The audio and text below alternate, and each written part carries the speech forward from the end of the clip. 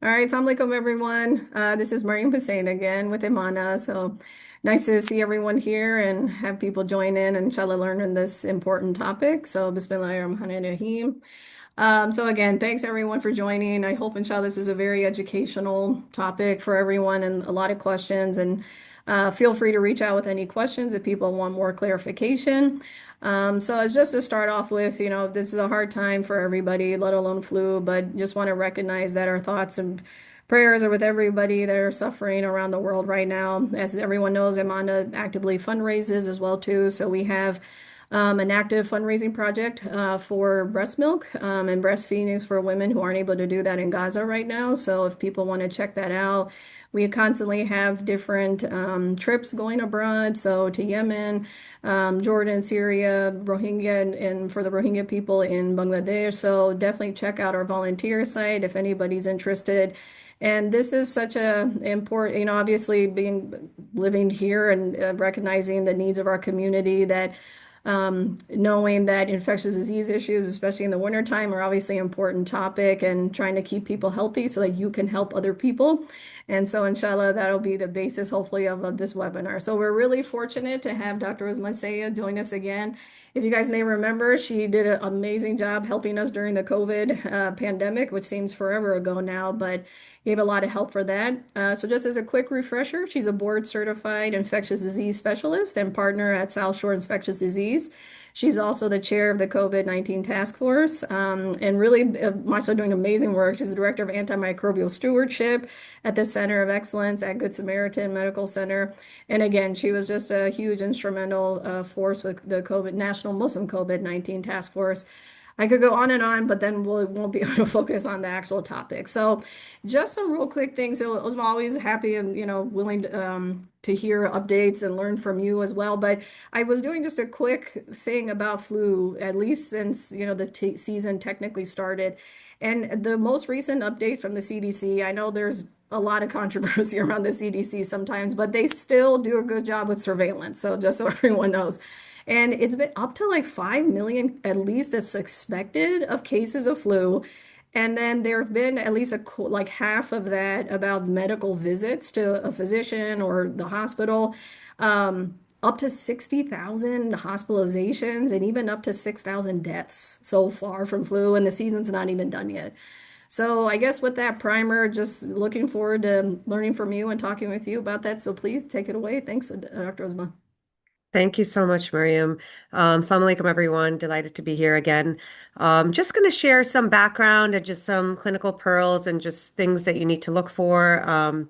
It's a difficult time. We're heading into, we're kind of in the thick of our winter already, started a little bit earlier, and our respiratory viral season is, well into swing in effect. And we can see, as you mentioned, as Dr. Hussein mentioned, that we do have a lot more flu activity.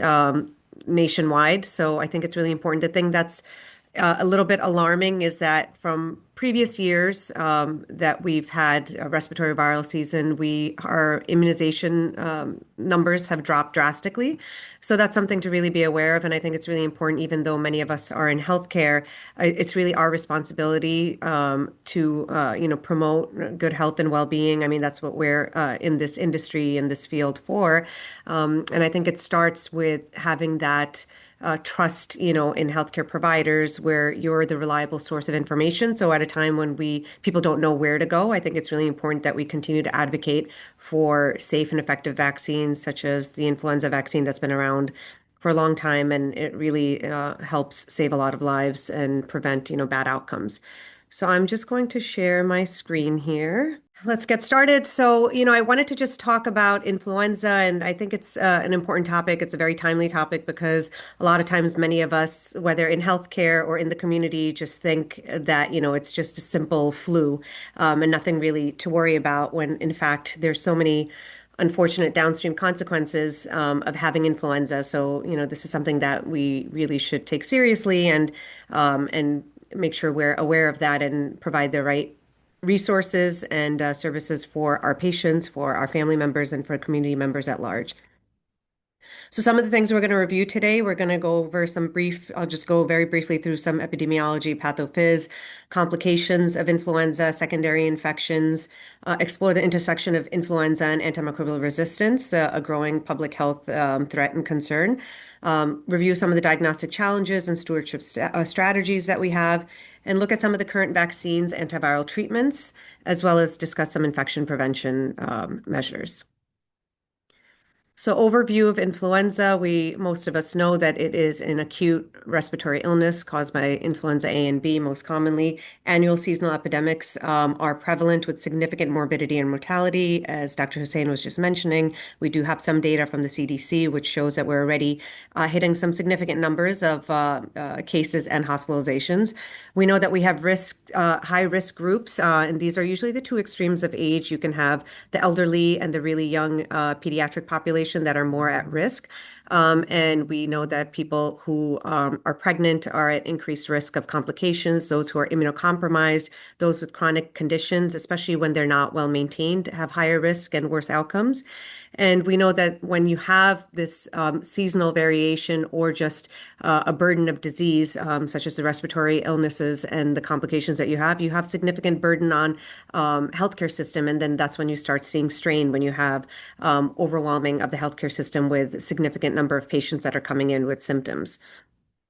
This is just to look at the situation report in New York specifically, because we know that for a lot of diseases, there really isn't a lot of surveillance that's still being done. But in New York, we can see that the Department of Health is still keeping track of a lot of our cases and hospitalizations. So just in the past week, if you look at the trends, we've had an increase in cases at about 24,287, about an increase of 29%.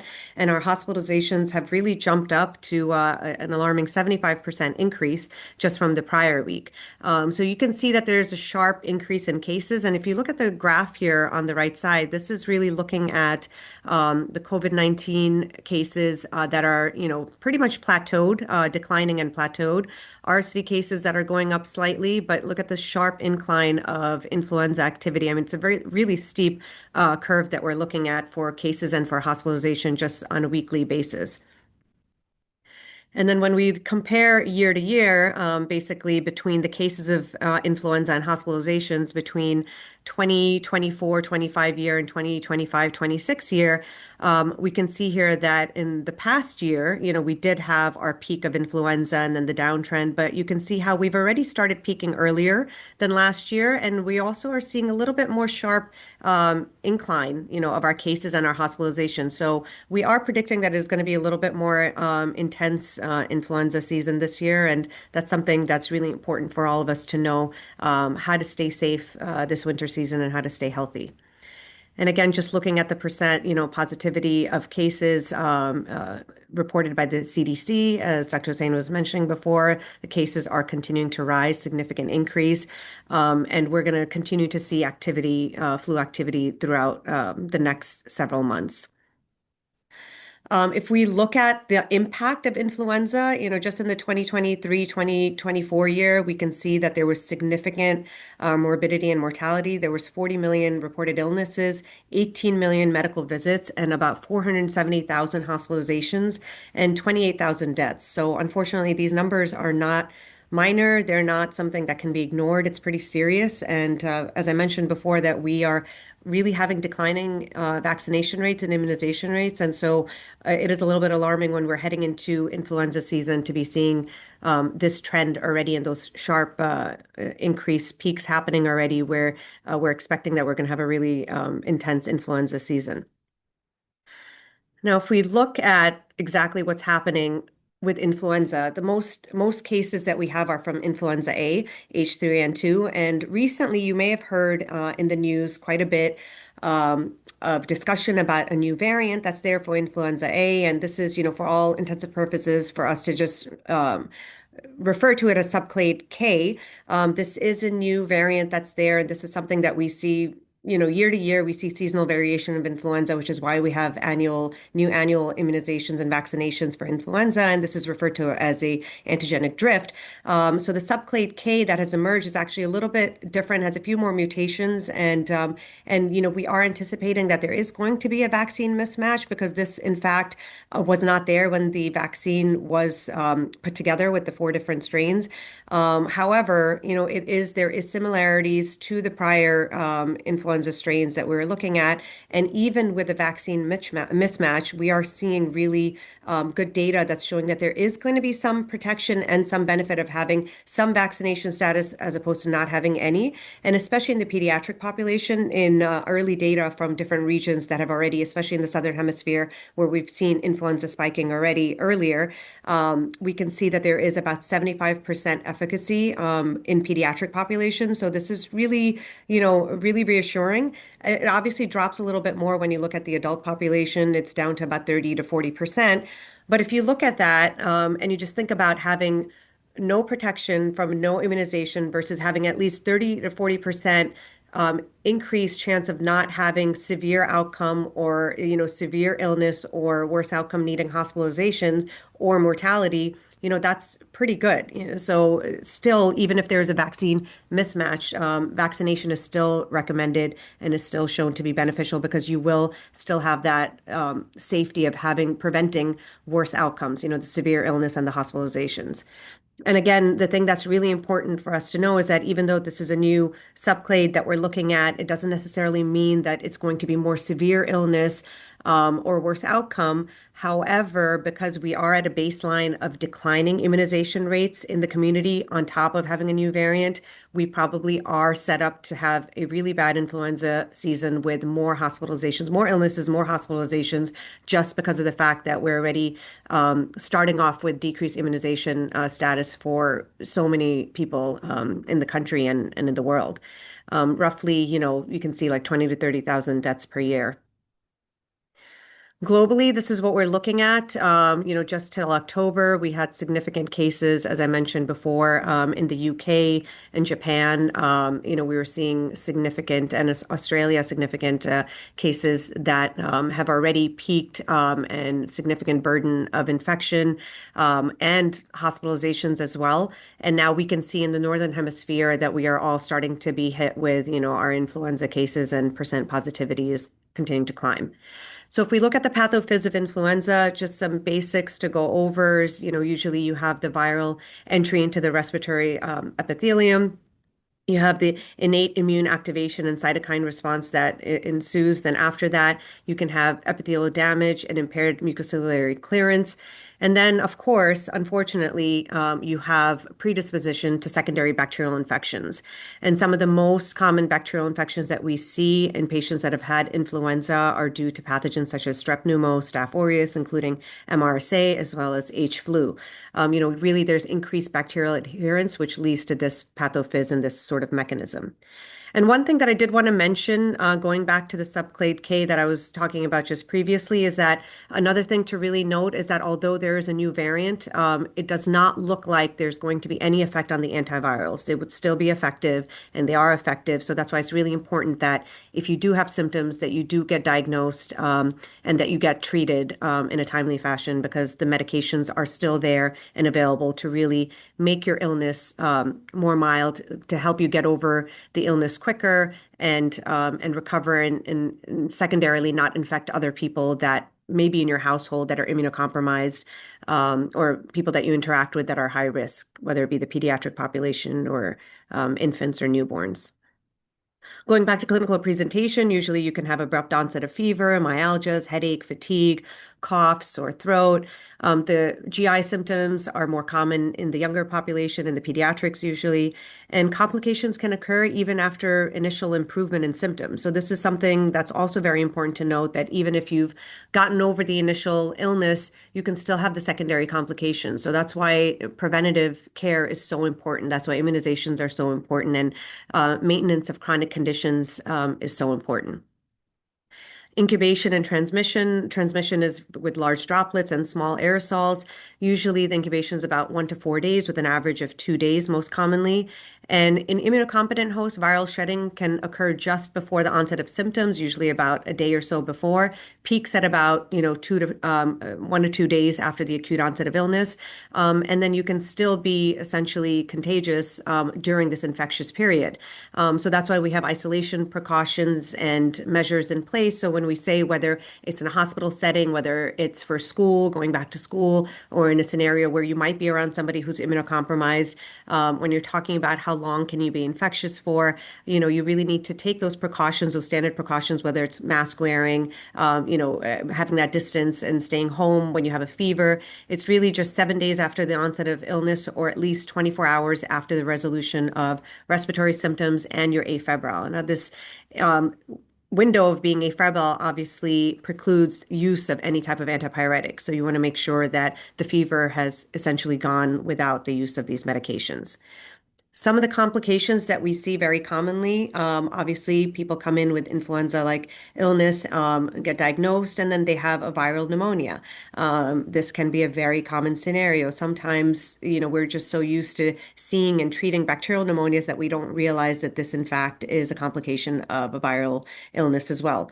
We can see underlying medical conditions that can get exacerbated, whether it's COPD, CHF. These people can come in with significant respiratory distress and hypoxia, needing oxygen support for their chronic conditions that are just getting worse because of this acute illness that they're in. And then the more serious complications that we see from influenza, you can have conditions such as myocarditis. You can have, people go into acute renal failure and they go have rhabdomyolysis and they have myositis from this. They can have encephalitis.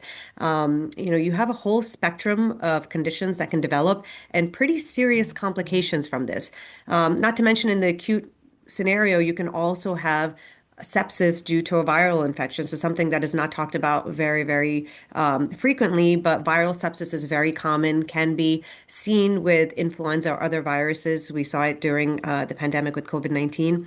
And sepsis, unfortunately, can lead to multi-organ failure. So these are really severe complications that we can see even with patients that are coming in with new onset symptoms and can very quickly and rapidly deteriorate in the hospital setting as well.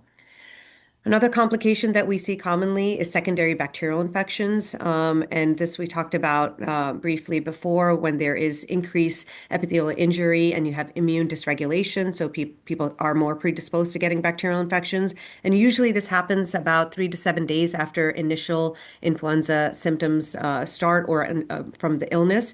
And this is, of course, associated with increased mortality. Patients often have increased risk of ICU admission, worse complications. Secondary bacterial pneumonia can be seen very commonly. And this is very high mortality. So, unfortunately, these are complications that you don't want to have because if you already are high risk with being elderly or the extremes of age, if you have underlying medical conditions, chronic conditions, of course, that are not maintained, and then you're having all these complications, you're going to have very likely to have a bad outcome and prolonged hospitalizations with other downstream complications from that. So some of the complications we see commonly besides sepsis and septic shock, patients can develop respiratory failure, ARDS, multi-organ dysfunction that I talked about.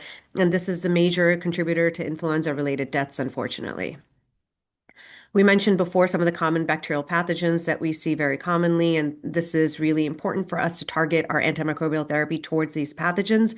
So if you have somebody with influenza who's now decompensating about, 3, 4 days into their illness with new infiltrates, new respiratory failure, and they're high risk, and you're not treating them for MRSA pneumonia, and they have risk factors, then that patient is not going to do well. So these are some of the things that you have to think about. What are the risk factors associated with this?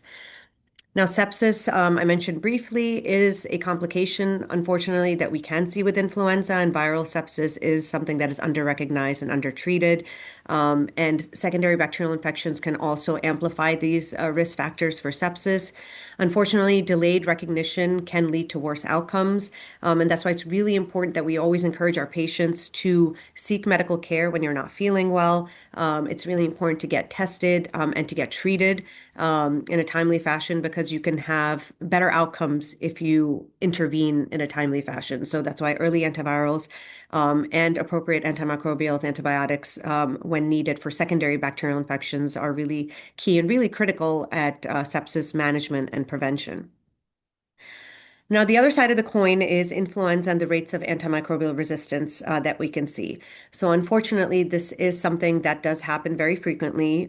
We do see oftentimes when people come in with fevers and respiratory illness that they are prescribed empiric antibiotics, especially during the respiratory viral season, because just the nature of habit and how people are presenting with maybe with severe illness.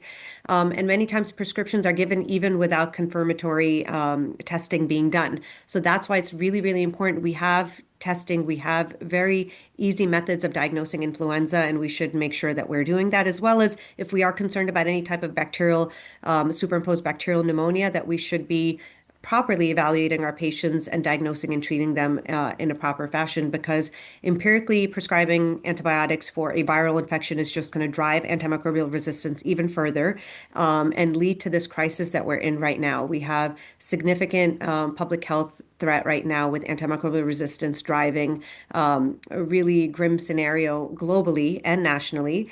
And what this does is it further drives sepsis and worse outcomes for our patients. So as we have increasing rates of AMR, it makes the management of our secondary infections very, very difficult, because when those patients who are unfortunately preemptively prescribed antibiotics for any type of upper respiratory viral infection they might have, they are now colonized with resistant bacteria. So that time when they come in with influenza and they develop complications after influenza and have secondary bacterial infections, those infections are now due to highly resistant bacteria, which makes it very, very difficult to treat. And this could lead to really bad outcomes for our patients. So, we were talking about MRSA as an example. There's rising rates of, MRSA in the community and in our hospitalized patients. And unfortunately, co-infection leads to higher mortality. And this is a scenario that we're in. And the global burden of AMR continues to rise. So we really have to be aware of this as healthcare professionals, that we are cognizant and appropriately diagnosing and treating our patients. Now, if we look at AMR and sepsis and the crisis that we're in right now, just to give you some perspective and numbers globally, antimicrobial resistance, it's something that, it's driven by many different factors. Some simple things that drive AMR are misuse and overuse of antibiotics, antimicrobials, lack of access to clean water and sanitation, lack of access to health care and ability to maintain chronic conditions, lack of access to vaccinations to prevent infections. So these are some of the things that drive antimicrobial resistance. And it's really a global threat right now, because we have over 5 million deaths annually due to AMR. And unfortunately, it's predicted that by the year 2050, we're going to have at least 10 million deaths annually due to drug-resistant infections. Now, this is really alarming number, because it's predicted that also by the year 2050, if we stay on this trajectory of rising rates of antimicrobial resistant rates, the deaths due to AMR are due to exceed those due to cancer. So it's really alarming trends, alarming numbers. And when you have antimicrobial resistance, it's very risky to your surgical care for your patients, for cancer care, for obstetrics, and ICU care for all your patients. So we really have to work collectively to bring down the rates of antimicrobial resistance. And this is also linked to sepsis, because sepsis is also something that causes significant morbidity and mortality. We have about 50 million cases and 11 million deaths annually. It's strongly linked to antimicrobial resistance. We know that resistant infections drive higher sepsis mortality, and this leads to longer ICU stay. And we know that there's so many downstream consequences and complications of that. When you're in the ICU, you have a post-sepsis syndrome, you have significant disability, you might be somebody that now has had acute kidney injury and now needs long-term dialysis. And then you have frequent rehospitalizations, because once you have sepsis, you're predisposed to having it again. When you have resistant infections, you're predisposed to having that resistant infection again. And it's a vicious cycle. It just keeps driving each other in that circle, where you keep coming back to the hospital for these difficult to treat infections, which then puts you at high risk for sepsis. So these are, things that we really have to look out for. Now, again, the interplay between AMR and sepsis, it's very much interconnected. As I mentioned before, that the resistant pathogens are really going to lead to delays in treatment because your normal therapy that you would prescribe for patients is going to be ineffective. And so you're now losing time because patients are not getting better.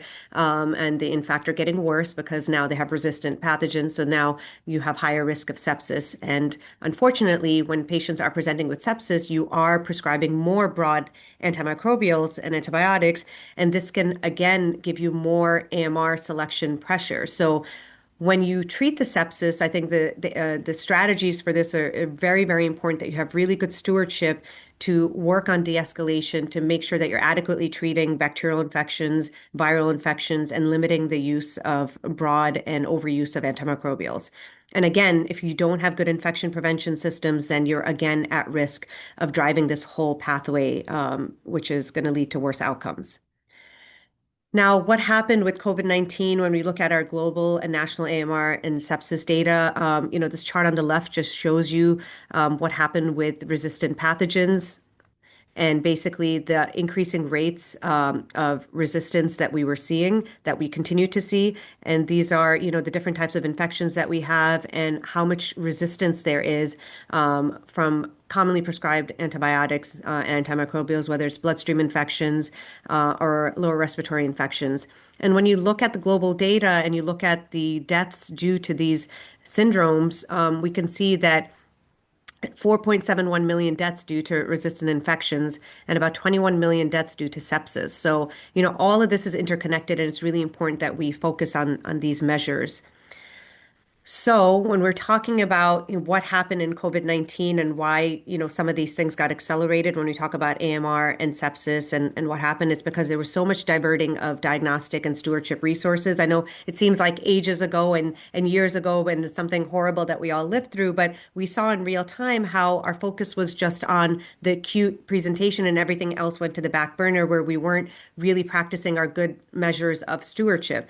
There was a surge in antimicrobial prescribing. We saw that everyone that came in got an antibiotic, even though they didn't have a bacterial infection. We know it was a viral infection. We call this a 70-10 effect, where 70% of hospitalized patients with COVID-19 were given antibiotics, but only 10% had superimposed bacterial infections. We saw that there was supply chain disruptions. We saw that there was limited infection prevention measures. There was, decline in AMR surveillance nationally and globally. All of that got put on the back burner. And we unfortunately then had increased healthcare associated infections, increase in ventilator associated sepsis. And I mentioned before that COVID-19 associated viral sepsis was an entity that was really underdiagnosed and undertreated. And most of our patients that were coming in with sepsis, with COVID-19, it was due to viral sepsis, but we were treating them like our traditional bacterial septic shock patients and putting them on broad spectrum antibiotics right from the beginning when they didn't need it.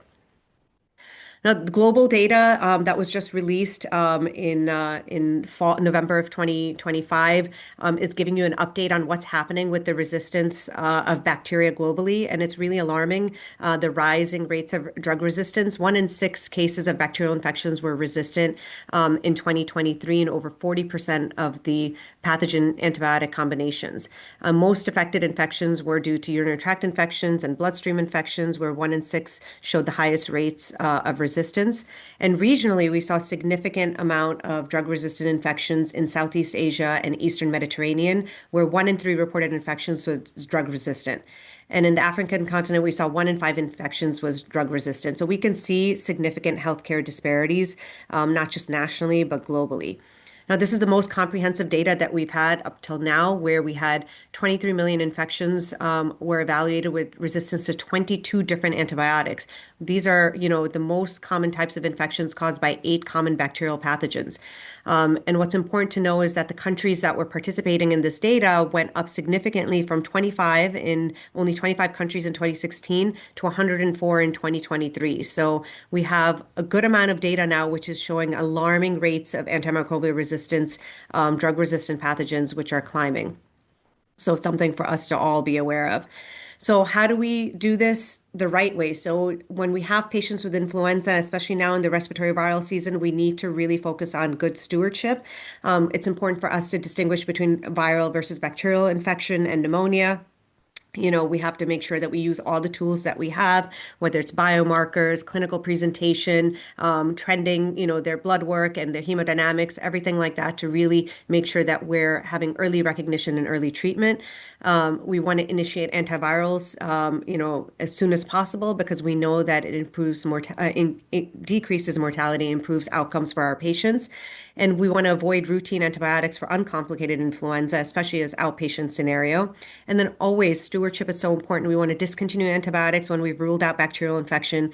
We want to narrow, antibiotics, use narrow spectrum and targeted therapy once our cultures are back, to facilitate this. And always reassess at 42, 48, 72 hours to make sure that you're, doing right by the patient to de-escalate antimicrobials. And then it's really important that you do balance that sepsis care with responsible antimicrobial use. So some considerations for critical care management. You're going to make sure you optimize the dosing strategies when you have critical illness. We know that there's impaired intestinal perfusion, gastroparesis, ileus. These can be seen in our patients that are in the ICU. We know that shock can make enteric absorption and drug availability very unpredictable and difficult. So it's really important that you work with your clinical pharmacist, that you work together as a team to make sure that you have the right dosing for your patients so that they're getting optimal treatment. We also know that volume resuscitation can affect our drug bioavailability, including our antivirals. And we know that mechanical ventilation, renal replacement therapy, ECMO, may contribute to both inter and intrapatient variability in the drug pharmacokinetics and dynamics. So it's really important that we focus on all of this, especially for our critical patients that are in the ICU. And now we're going to shift quickly to vaccinations. When we talk about influenza vaccines, something that's really, really important for our patients, we have different types of influenza vaccines. Most commonly, we use our inactivated ones. We do have the live attenuated vaccines. However, there are some contraindications to that. So the most common ones that are prescribed, that are in use are, really well tolerated inactivated vaccines. You have annual vaccinations because of our antigenic drifts that I talked about. And vaccination has been proven to prevent worse outcomes for our patients. So we know that it reduces severe illness, it reduces hospitalizations, and reduces mortality. So it's really important for us to continue to be good stewards and to really promote immunizations for our patients and our family members and our community members. And important to note that immunization and vaccinations also indirectly reduces antibiotic use in AMR because if you're going to prevent that illness from influenza, especially severe illness and hospitalization, then you're going to reduce the chances of inadvertent antibiotic use or overuse of antibiotics. Therefore, you're going to drive down those rates of AMR. Now, vaccine effectiveness and special populations. Now, effectiveness varies by season and by strain match. The high dose adjuvant vaccines are used for older adults. It's strong recommendation in pregnancy. As I mentioned before, pregnancy is a condition where you can have worse outcomes, so you want to make sure that pregnant patients are vaccinated. And it's really a critical tool for our healthcare system resilience. So we have significant burden on healthcare systems during respiratory viral illness season. And we can already see that now when I showed you the graphs before of the significant increase in hospitalizations that we're seeing not just in New York, but across the country and also across the world. And when we talk a little bit about antiviral treatments, we have different antiviral treatments that are there that are available for use that have been proven to be effective. This is why diagnosing is so important because we have treatments that we can offer our patients. We have the different classes of antivirals and neuraminidase inhibitors, oseltamivir, zanamivir, peramivir. We have endonuclease inhibitors, such as baloxavir. And then the greatest benefit is usually when it's started within 48 hours. However, something that's really important for people to know is that for hospitalized patients, you don't have that 48-hour cutoff. I think it's really important that if you have a patient with severe illness that's requiring hospitalization, that patient gets started on antiviral right away because there is benefit with treatment. So regardless of timing for your hospitalized patients, you should really be prescribing the antivirals. And then this is just a quick table that shows you the different types of treatments that we have, the antivirals and their where they work specifically. We know influenza are RNA viruses, and these medications work at different areas to prevent viral replication. You have in blue here, the neuraminidase inhibitors, and you can see where they block the viral release. And then you have the polymerase complex inhibitors, and here they block the transcription. So it's really important that you are familiar with the different antivirals, but that you offer them to your patients, most importantly, that would need antiviral treatment that you can prevent bad outcomes in. Antiviral resistance is generally low, but this is something that is monitored globally because, we know that resistance can emerge at any time, especially in our immunocompromised patients that may have prolonged viral shedding. So we want to make sure that this is monitored. And then again, judicious use of antiviral is essential. So again, stewardship with our antivirals, just like with our antibiotics. And surveillance of influenza is really what informs our treatment guidelines. So it's really important that these are reported. So the more people are tested, the more data that we have, the better it is for us to keep surveillance on what's happening with respect to resistance. We talked about prevention strategies with vaccinations. It's important to also note that we have been using the trivalent vaccines for some time now because the fourth component of the quadrivalent vaccine was essentially eliminated because it was the Y lineage, which is just not prevalent. But the vaccine is very well tolerated. Most people will decline vaccination for many reasons. A lot of it is misinformation and disinformation that is rampant out there. People often say that they got influenza from the vaccine. Well, you can educate patients and community members by saying that it's an inactive vaccine. You cannot acquire the virus from the vaccination. It's just the time of year when you may be getting vaccinated, that it's a respiratory season. Viruses are all prevalent, and you may have already been incubating and harboring the virus or any other virus. And just coincidentally, when you got vaccinated, you assumed that the illness was from the vaccine, when in fact that's not the case. And like I mentioned, it's very well tolerated. A little bit of soreness at the injection site can happen, but other than that, people do really well with it. A recommendation is to have the vaccine at least 2 weeks before for, adequate immunity, but at least, a solid 7 to 10 day period, would give you a good amount of protection. Infection prevention measures, masking if you are coughing or sneezing, active respiratory symptoms, staying home if you're sick, if you have high fevers, isolating, and doing good hand hygiene, something that we've talked about in the past, but we have to continue to do that. If you are sick, you have to make sure that you're hand washing and doing good hand hygiene to prevent the spread of viral particles. Early testing and isolation in healthcare settings, and then public health messaging, as well as access to care, is very, very important. We talked about how it's not a benign illness and how stewardship is really essential. Secondary infections can drive really severe outcomes, and vaccination can really reduce those complications beyond just infection prevention. You can prevent that hospitalization and all of those downstream complications that patients can have. So stewardship, again, really important during flu season. So, in conclusion, influenza is a major clinical and public health challenge. Complications and AMR are really going to magnify its impact. Vaccines, antivirals, and stewardship are key interventions. And you want to really have integrated approaches to improve patient and population outcomes. So, a lot of this is going to be built into strengthening surveillance and global reporting. And thank you so much for your time. Awesome. Thank you so much, Uzma. This was really great. Thanks so much for that. I know it's a lot of stuff that you have to put in. And so, um, no, that's extremely helpful. I think, so I was telling you a story, right, before we were talking about my friend's kid too. I guess one thing that comes up a lot, and again, you touched on this too, but so you were talking about cancer. So that's what I do as an oncologist. And it's one of those things where anytime someone's sick, we just throw antibiotics because you never know if they're really sick, they're immunocompromised. So I guess, and a lot of times patients get really antsy too. And I don't think it's necessary. I mean, I think people are well intentioned and they want to do what's right. And they do think vaccines are scary, right? And that there's something. So the same way that there is very sadly, sometimes not a lot of good data about MMR and autism, for example, measles, mumps, and rubella. What do you say to those people about the flu vaccine specifically? And how do you allay any of those concerns, I guess? Yeah, I think the most important thing is that you're having conversations first off, because I think sometimes people don't know where to go. Vaccine hesitancy and mistrust has been around for a long time, well before the COVID pandemic.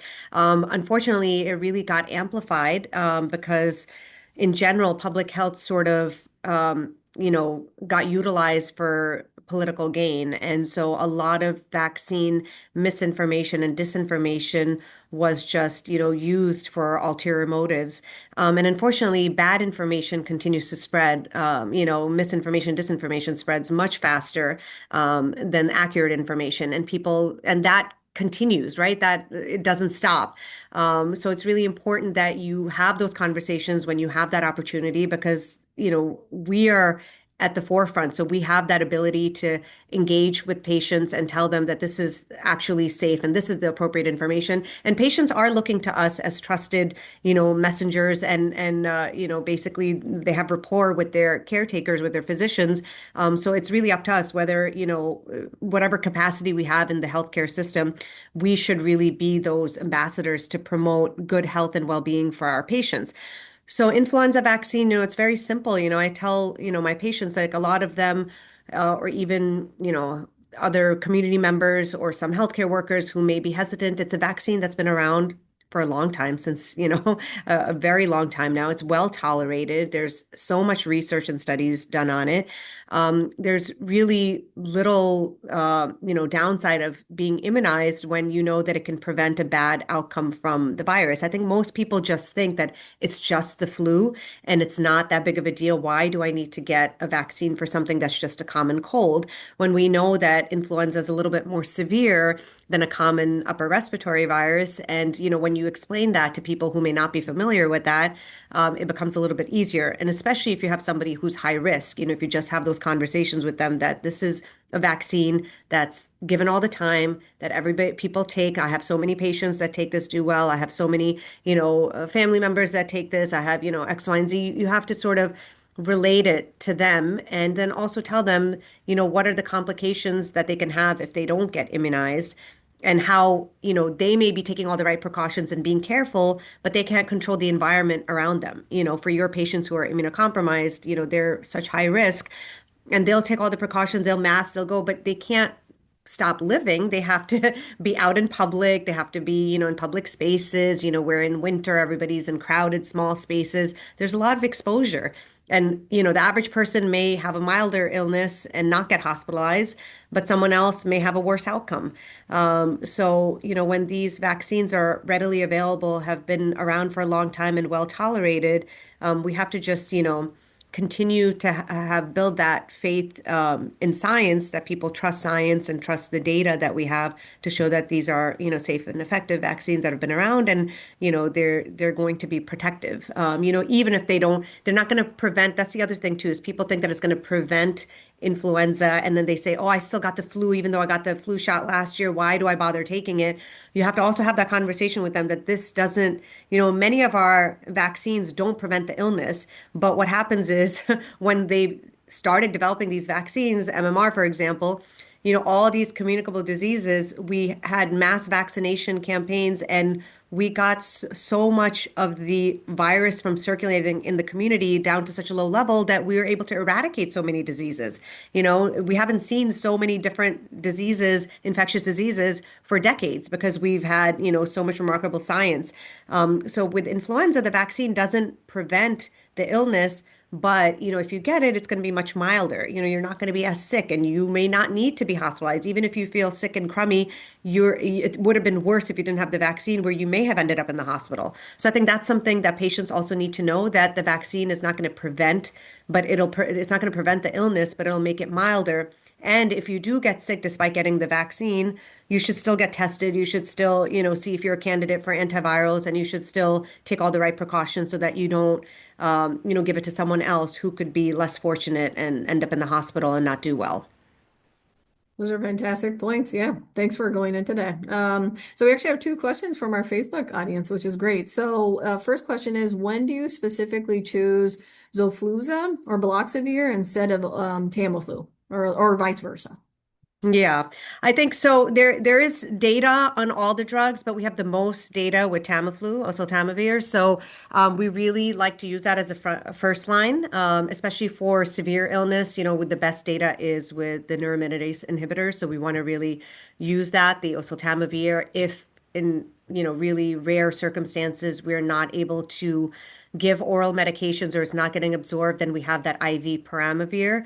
That could be an option, but we really want to use the first line antivirals. As far as there's contraindications for live, viral, vaccines that we have, right? So when we're talking about the nasal mist for influenza, which is a live one, we have to look at the patient. It's all patient dependent, right? So you have to look at the patient that you're treating. What are their risk factors? Which are they a candidate for this or not? Because if they're, immunocompromised, if they're not, you don't want to use a live vaccine on any patient that has any immunocompromising condition, pregnancy, things like that. There's certain conditions, certain age groups you're not going to be using that in. So for the most part, Tamiflu is really going to be still, your first line. And then, very rarely you may have a patient who is severely, has a phobia of needles and vaccines and just cannot do it. And in that situation, if they meet the criteria, if they're eligible to get the live one, then you would give them that. Sorry. Okay, perfect. That helps a lot. And then the second question is there a geographic tracker for subclade K prevalence? It's pretty much that's a great question, but that's pretty much the most common virus right now. So it's influenza A, H3N2, and that's pretty much what's circulating globally. So, in the Southern Hemisphere, they have their flu season earlier. So it's usually March to September. So that's who we follow. We watch them, and we've seen already all of the peaks and the significant hospitalizations. In Australia, they had half a million people were affected by flu this year. I mean, they broke all their records.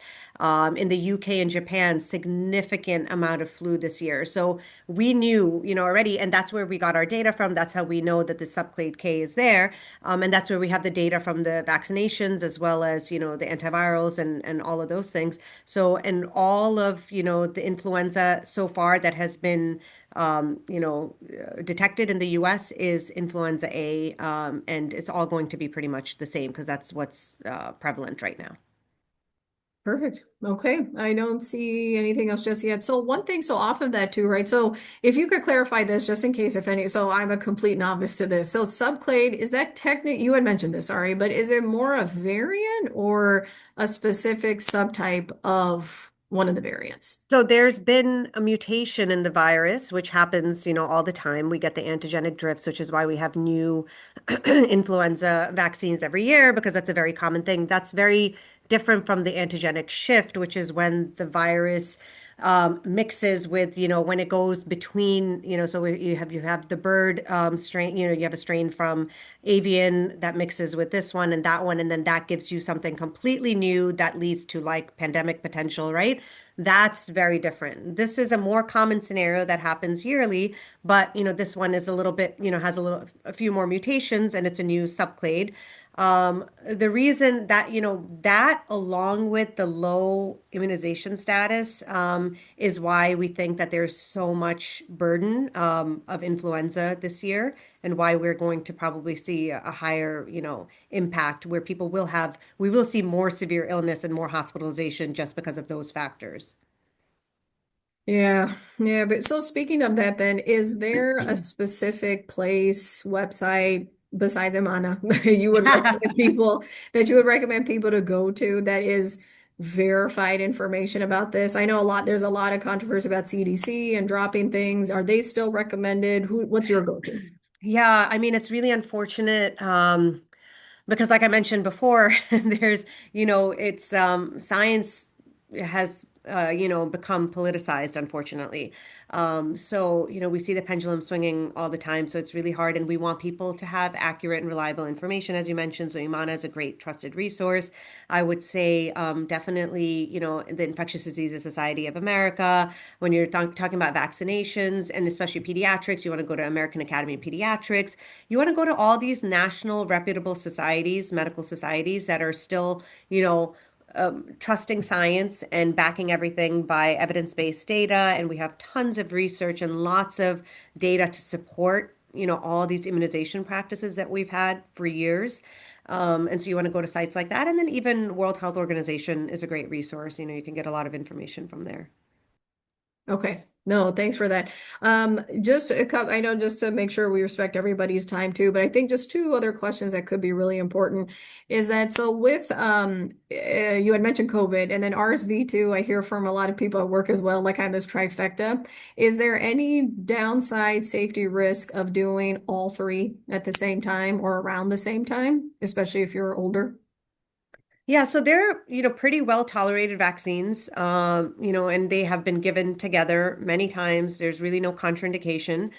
But I would say we're not in a state right now where we have a public health emergency, where there's this, urgency where you can't schedule your vaccinations, So if you're able to schedule your vaccinations, especially because sometimes you might have an adverse reaction, meaning whether it's a rash or pain in the arm or swelling or anything else, fevers, anything else that you might think is related to the vaccine, getting multiple vaccines, you may just think that, okay, it's all of these, I'm never taking these ever again. Or, you may correlate and you may not be able to tell, which one are you having a reaction to or things like that. For the most part, they're all well tolerated, but if you can space them out. You can do two at a time if you want. You can, do one and then you schedule them all, if you have the ability of doing that. But if you can't and you can't make it to the appointment, you definitely can take them all together. It's not a problem. The main thing is that you just want to be symptom free. You don't want to have any fevers. You don't want to be unwell when you're going to get vaccinated because if you're already harboring something and you're not feeling well, you're just going to feel worse. And then you're going to associate that with these vaccines. So if you're able to, like I said, there's no urgency. Almost, everybody's had all of these, at some time. Most people have had COVID at some point now. We're not, SARS-CoV naive anymore. So, you've had that at some point. Influenza is something that's prevalent. Because of the time of year, and RSV can be very, very dangerous to, the aging population, especially, and pregnant women and infants. So you want to make sure that you're doing this in a timely fashion. If you find yourself that you're in a very high risk situation and you can't space out the vaccines, that's fine. You can take them together.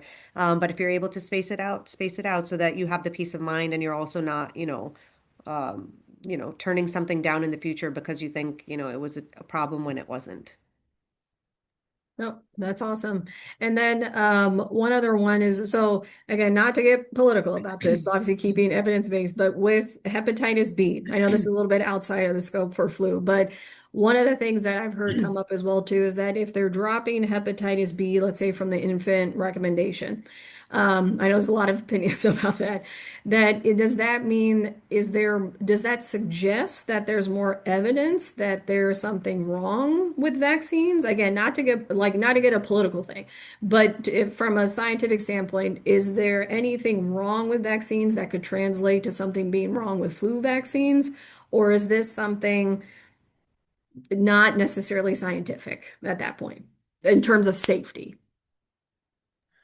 Yeah, so that's a great question. It's very much a hot topic right now. So the Hep B vaccine has been around since the 80s. It's safe and effective. It's been widely used. The birth dose vaccine that they've decided to get rid of, it's not a safety issue.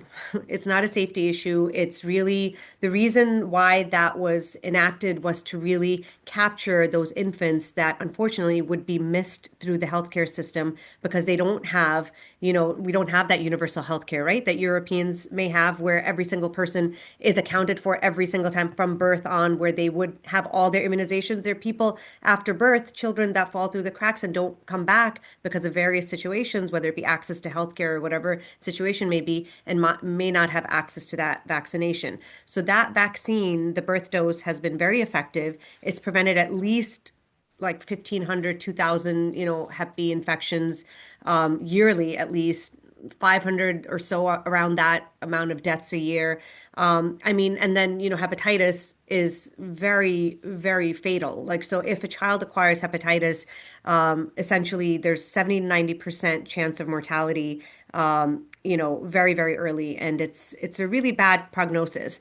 So, it's been successful at reverting this high mortality, where basically it went from when it was enacted, I think there was like about 16,000 or 15 to 16,000 cases a year, and it went down to less than 20.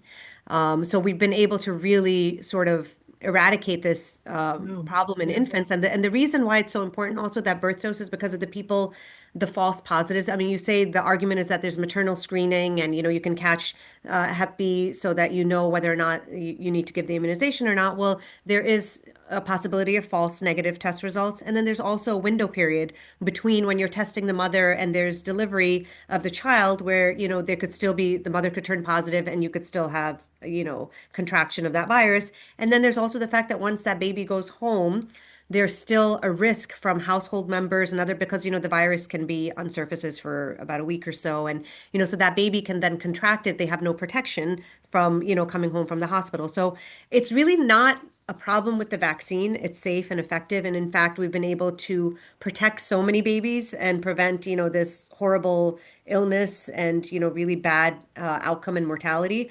So there's really and it's unfortunately something that should be universal. The reason why it went into universal is because we were missing thousands of infants that, could be saved and, have better outcome for these children. No, and like you said, right, that chronic illnesses, just as you grow up too, and chronic illnesses make it easier for you to contract communicable diseases. So it's not even just about at that one stage, but the rest of the kid's life and society too. So, no, it's a great point. Okay, no, I figure some people may have a lot of questions about that, and so just trying to put that into context there. And I guess, then just again, kind of coming to the end of it, thank you so much again, Dr. Uzma. You always give such great insights. And so, any parting comments, just this summary? I know you gave great conclusions, but since that, just to leave some our viewers with. Yeah, of course. No, thank you so much for having me again. And I really hope everyone walks away with a little something. But I think something that I've been seeing more and more in the past few years is just this lack of trust in science, even for healthcare workers. You see it whether it be physicians or, mid-levels or nurses or anybody. It's just, kind of falling into that trap of believing the anti-science sentiment and the misinformation and the disinformation. And I think we really have to go back to really questioning everything that comes across, right? Question your sources, read up about it, look at the research it, go to credible sources. We have so much data on so many vaccines, and they're safe and effective, and it's our job to be the models for the rest of society. So if we are not going to be practicing what we preach, how can we expect everybody else to take care of themselves? And, we're all in it together. So we have to make sure that, we're all doing the right thing so that everybody has a good and healthy outcome. Awesome. Thank you so much again. And hopefully, inshallah, everybody has a great night. Hopefully, this was of some help. If you have anybody has any follow-up questions, please don't hesitate to reach out. And again, check out Imana's website as well too. We have this the webinar that'll be up there, and then a lot of other educational resources. And stay tuned for 2026 as we'll have another whole lineup. Again, for other fundraising opportunities, speaking opportunities, education opportunities. So thanks again, everyone, for the time. And inshallah, we'll see you at the next one. Thanks again, Dr. Syed. Take care. Assalamu alaikum.